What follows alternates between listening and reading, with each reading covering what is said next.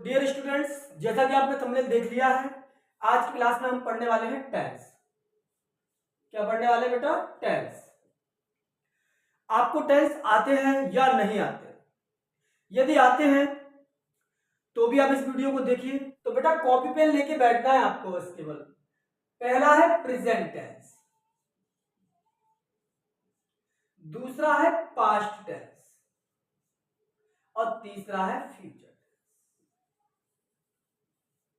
Okay बेटा, present tense, past tense, future tense. अच्छा, इनको हम पहचानेंगे कैसे? How can identify?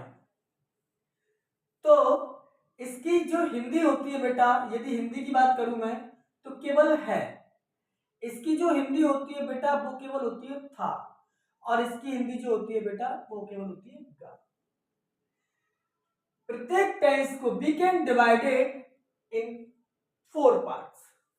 Her tense को हम 4 भाग में बांटते हैं। कितने भाग में बांटते हैं बेटा? 4 भाग। पहला जो होता है वो होता है इंडेफिनिट।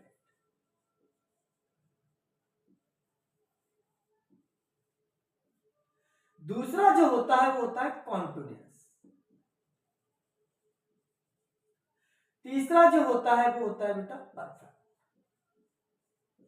और चौथा जो होता है वो होता है परफेक्ट कॉन्टिन्यूअस।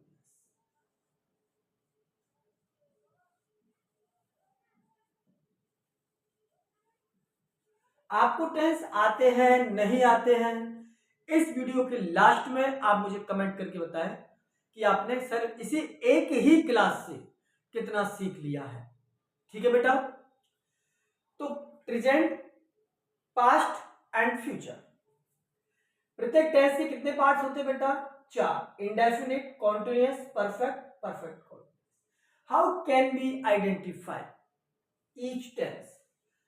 तो पहली बात तो यह है कि प्रेजेंट टेंस को हम इन चारों के साथ एक बार जोड़ेंगे, फिर एक बार पास्ट टेंस को जोड़ेंगे, फिर हम जोड़ेंगे फ्यूचर टेंस को। बोलेंगे present indefinite, present continuous, present perfect, present perfect continuous. Same इसके साथ अप्लाई करेंगे। Past indefinite, past continuous, past perfect, past perfect continuous. Future indefinite, future continuous, future perfect और फ्यूचर परफेक्ट कॉन्टिन्यूअस।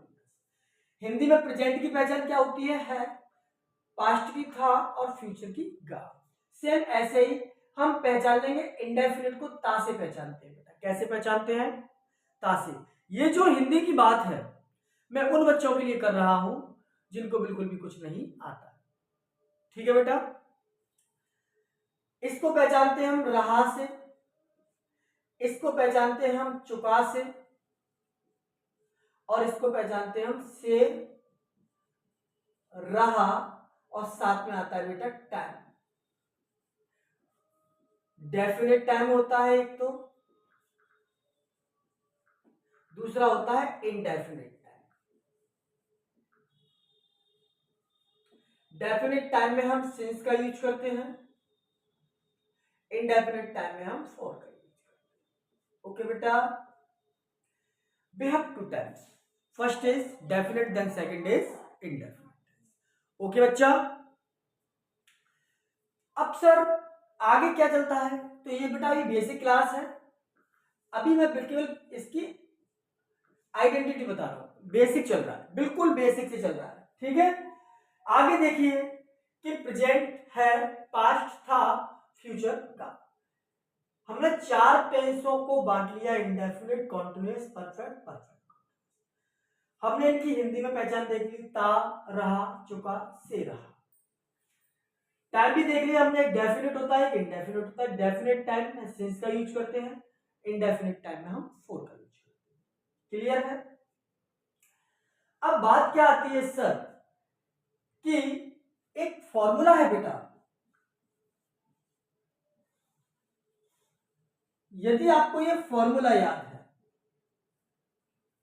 यदि आपको ये formula याद है तो आपको टेंस बनाने में, टेंस को चेंज करने में किसी भी तरह की कोई भी परेशानी नहीं आने वाली। क्लियर है बेटा? समझ में आ रही है ये वाली बात? तो इस फॉर्मूले को याद करें। इसके भी 6 पार्ट्स होते हैं। सबसे पहले होता है सिंपल, इसको कहते हैं सब्जेक्ट प्लस, ये मैं बता रहा हूं, अप्लाई कैसे करना है ये भी बताऊं, बस आप तो याद कीजिए, पढ़िए, समझिए। Subject, helping verb, main verb, object, other verb और फुल स्टॉप। ये ऑब्जेक्ट, ये मेन वर्ब, ये हेल्पिंग वर्ब, ये सब्जेक्ट, ये अदर। इसके बाद बनता है निगेटिव। ये देखो अलग तरीके से बता रहा हूं बेटा, मैं बस ये चाहता हूं कि आप सीख जाए। क्लियर है? फिर आता है निगेटिव, तो फिर सब्जेक्ट, यहां पे आएगी हेल्पिंग वर्ब, हेल्पिंग वर्ब में नॉट ऐड करेंगे हम, फिर लगाएंगे मैन वर्ब, फिर लिखेंगे ऑब्जेक्ट, फिर लिखेंगे अदर वर्ब और फिर लिख देंगे फुल स्टॉप। क्लियर है? इसके बाद आता है इंटेरोगेटिव।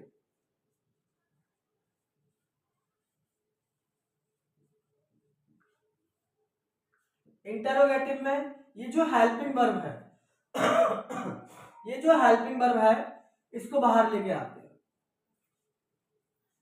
हेल्पिंग वर्ब को बाहर निकाल दिया तो क्या बचा? सब्जेक्ट। हेल्पिंग वर्ब आ चुकी है तो क्या बचा? Man verb. मैन वर्ब के बाद ऑब्जेक्ट, फिर अदर वर्ब, फिर क्वेश्चन मार्क। इसके बाद इंटेरोगेटिव एंड निगेटिव बनाते हैं।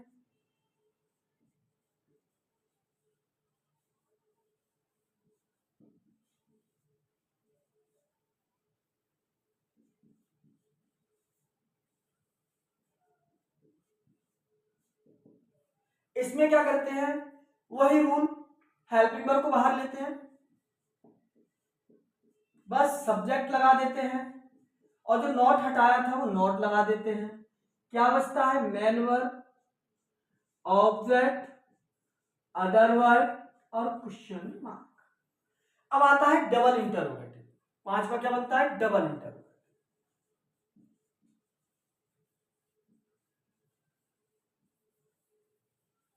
Double interrogative sentence. Double interrogative में कुछ नहीं करते, बस QW लिख के, और ये तुम्हारा जो तीसरा वाला होता है पूरा उतार देते हैं। मैच करना बेटा, कोई अलग हो तो।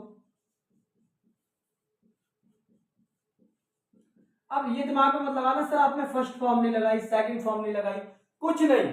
अभी केवल आप ये मास्टर फॉर्मूला याद कीजिए, double interrogative and negative.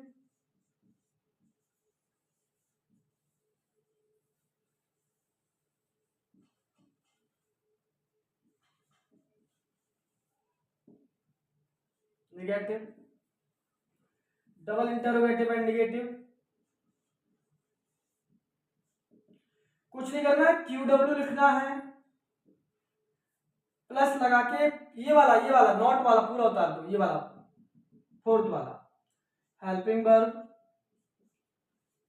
Subject, not, MB, OB, W, question.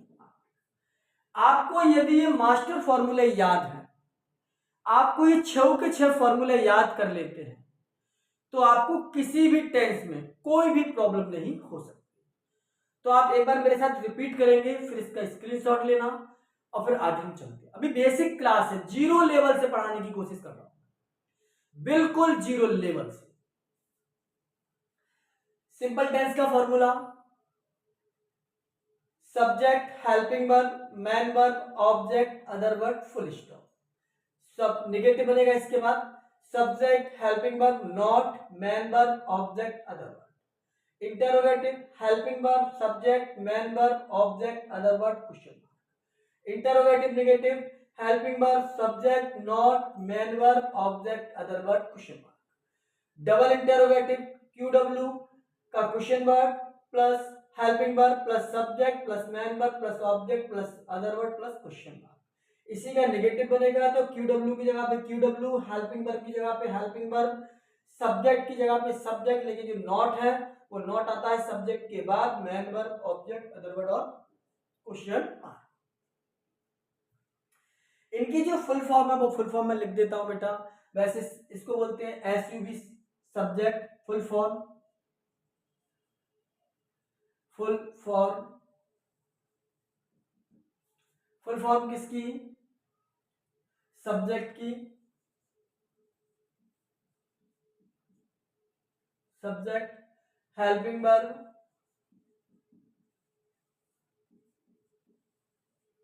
Plus helping verb के बाद क्या है तुम्हारा? Main verb.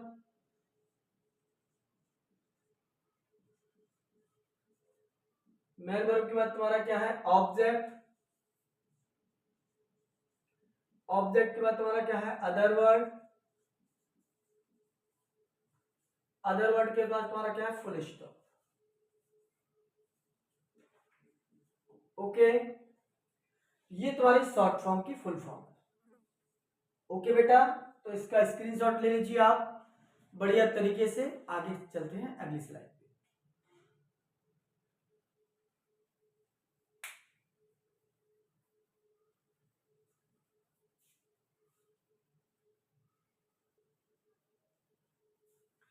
हाँ, तो आपने उतार लिया होगा, स्क्रीनशॉट ले लिया होगा।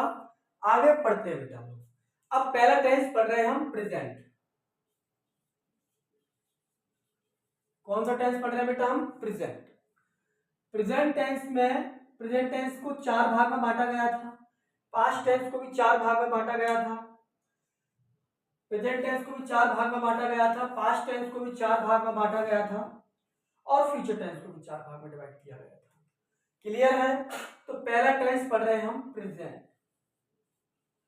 कौन सा मिला बेटा? Present tense. प्रेजेंट टेंस की बात आती है तो प्रेजेंट टेंस को हम जो है 4 भाग में बांटते हैं। तो पहला बनता है प्रेजेंट इंडेफिनिट। तो यहां पे चलते हैं, मैं लिखता हूं प्रेजेंट टेंस। क्या लिखता हूं? Present tense. प्रेजेंट टेंस लिखा मैंने। इसको हमने 4 भाग में डिवाइड कर लिया। पहला बनता है बच्चा इंडेफिनिट।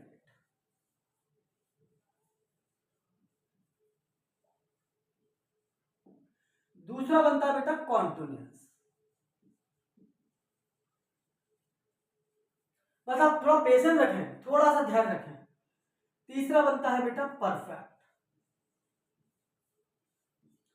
चौथा बनता है बेटा परफेक्ट कॉन्टिन्यूअस।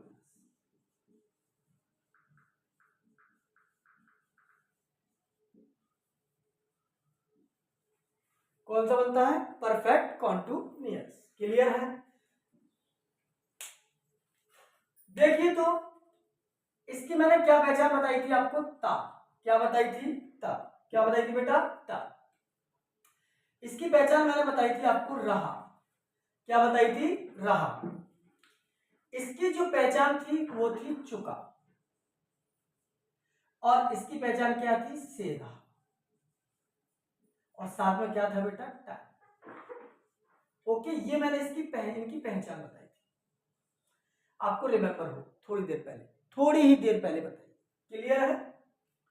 चलिए, तो क्या होता है कि indefinite tense, continuous tense, perfect और परफेक्ट कॉन्टिन्यूअस। अब बात आती है इनकी हेल्पिंग वर्ब की। किसकी बात आती है बेटा? हेल्पिंग। हेल्पिंग वर्ब की बात आने से पहले मैं आपको थोड़ा सब्जेक्ट के बारे में इधर बताना चाहूंगा। सब्जेक्ट क्या होते हैं? सबको पता है सब्जेक्ट होते हैं 2 टाइप्स। एक तो होता है बेटा सिंगुलर, एक होता है प्लूरल। प्लूरल क्या?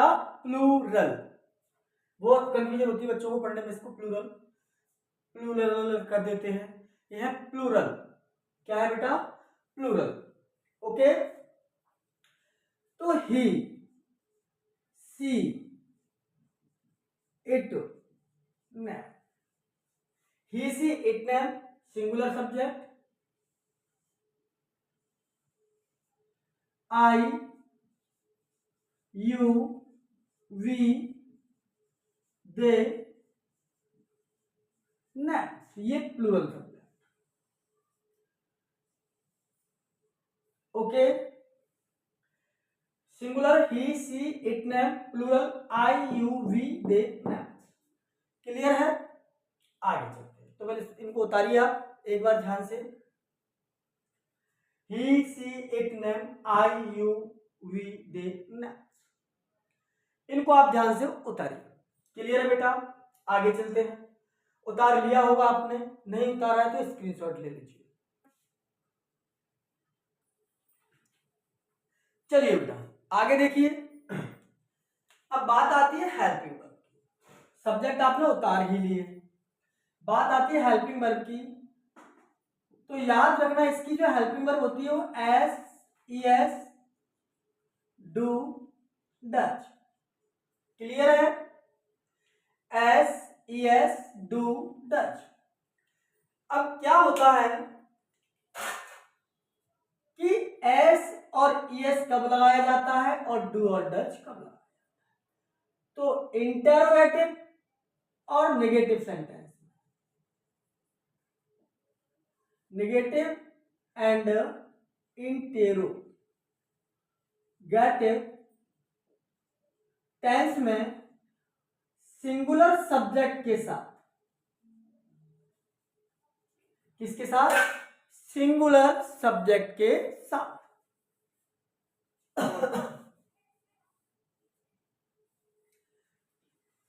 सिंगुलर सब्जेक्ट के साथ लगता है डच और प्लूरल सब्जेक्ट के साथ लगता है डू। ओके, सिंपल फंडा है। सिंगुलर सब्जेक्ट के साथ लगता है डच और प्लूरल सब्जेक्ट के साथ लगता है डू। आगे चलते हैं। बात आती है सर कि कब एस लगाते हैं कब ई एस लगाते हैं। बस यही पे बच्चे अटक जाते हैं। तो बस कहानी यहां से शुरू होती है, ये दो चीजों से, यहां नहीं अटकना है। तो ध्यान से सुने कि टेंस होगा सिंपल। मेरे शब्दों को सुनना, गलती नहीं होगी आपसे कभी। टेंस होना चाहिए simple. Sir what are means of here simple?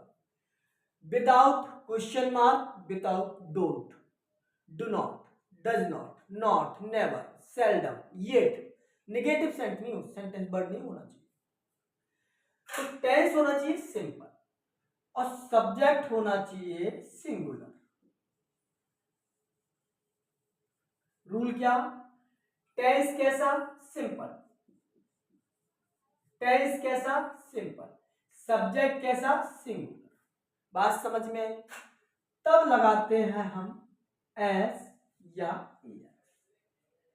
Sir S कब लगाते हैं? सभी कॉन्सोनेंट्स के साथ एस का यूज करते हैं और सभी वॉवेल के साथ ई एस का। सर कहां पे होता है ये? तो बोलेंगे मेन वर्ब का सॉरी, मेन वर्ब का जो लास्ट वेट्स अल्फाबेट्स होता है, लास्ट अल्फाबेट्स होता है, लास्ट अक्षर जो होता है मेन वर्ब का लास्ट अक्षर, उस लास्ट अक्षर में यदि वॉवेल वर्ड है तो ई एस ऐड करेंगे, कॉन्सोनेंट्स है तो एस। फॉर एग्जाम्पल जैसे मैंने बोला b a t bat, bat तो भी बॉल, बॉल भी नहीं, चलो मैंने बोला play, p l a y, play. Play में बाई आया, क्या ऐड हो जाएगा? एस, प्लेज हो जाएगा। क्लियर है? यहां आया गो, गो में क्या आया? ओ, ओ वॉवेल है, ई एस ऐड हो जाएगा। इसका बनेगा प्लेस, इसका बनेगा गोस। क्लियर है? तो लास्ट वाला मेन वर्ब का लास्ट जो अक्षर है यदि वॉवेल होता है तो ई एस ऐड करते हैं, कॉन्सोनेंट्स होता है तो एस ऐड करते हैं। क्लियर है बेटा? आगे फॉर एग्जाम्पल मैं एक सेंटेंस करके बताता हूं आपको, थोड़ा कोशिश करना समझने की।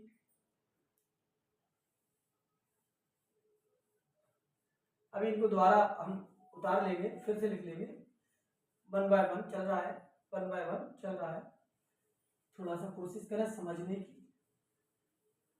चलो देखिए, तो पहले तो तुमको मास्टर फॉर्मूला याद होना चाहिए।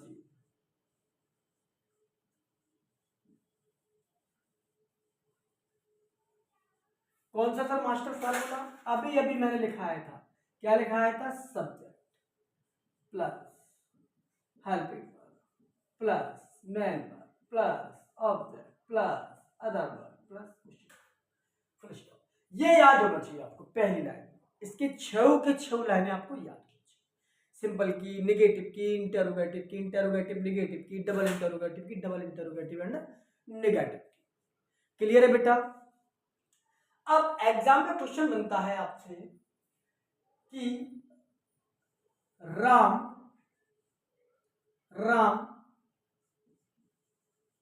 Play football. Ram play football ऐसे बन जाए, या बन जाए राम गोज टू स्कूल। ये प्लेस होगा, Ram goes to school. Clear है? या बन जाए दे प्ले फुटबॉल। इस प्रकार से एग्जाम में क्वेश्चन आता है। मान के चलो, सपोज दैट इस प्रकार से एग्जाम में क्वेश्चन आता है। इन क्वेश्चनों के आगे नीचे लिखा होगा चेंज इनटू और उस टेंस का नाम, टेंस का नाम जिस भी टेंस में वो टेंस में जिस भी टेंस में वो चेंज कराने वाला होगा उस टेंस का नाम लिखा होगा। क्लियर है? आपसे बोलेगा Ram plays football, change into negative sentence.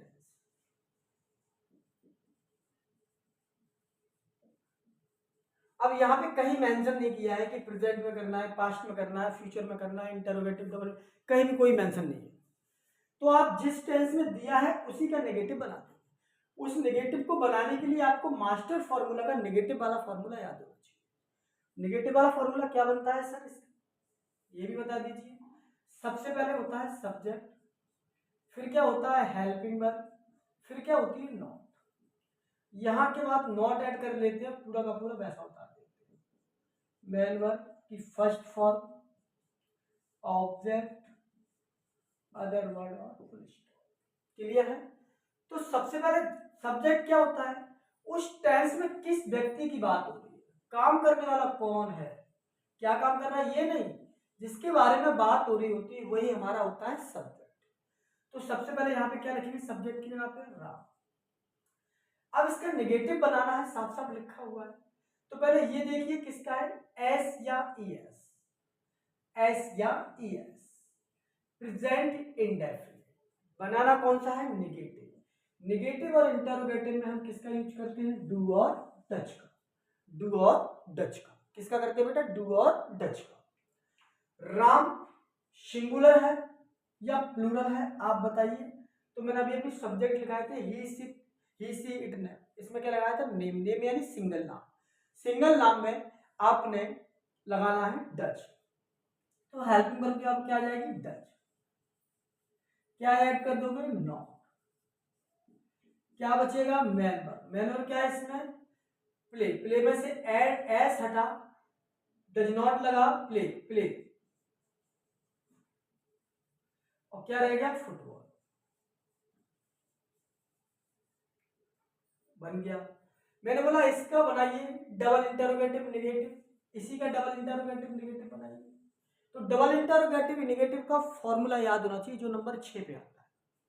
क्या बनता है? सबसे पहले बनता है क्वेश्चन वर्ड। क्या बनता है बेटा? Question word. क्या बनता है? क्वेश्चन। क्वेश्चन वर्ड के बाद क्या बनता है? Helping word. हेल्पिंग वर्ड के बाद क्या आती है? सब्जेक्ट।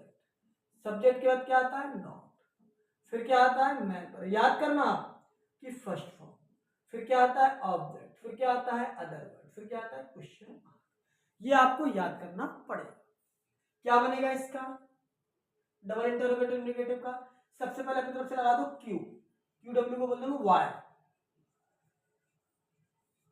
हेल्पिंग वर्ब आएगी। हेल्पिंग वर्ब क्या है इसकी?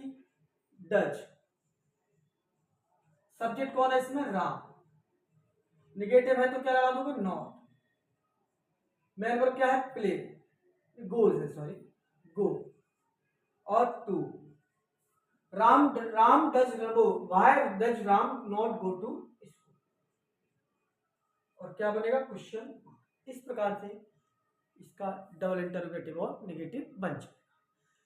तो यहां तक आपको समझ में आ रहा होगा। तो मैं आपको एक टेस्ट दे रहा हूं, आप कॉपी पेन लेके बैठे और आप बताएं कि आपको समझ में आया या नहीं। इस टेस्ट की 6 बात, एक तो ये है, इसके 5 आप बनाइए प्रेजेंट टेंस के इंडेफिनिट, इसके 5 बना के बताइए, ये आपका वर्क है। क्लियर है? Negative interrogative, interrogative negative, double interrogative and negative. चलिए स्क्रीनशॉट ले लीजिए।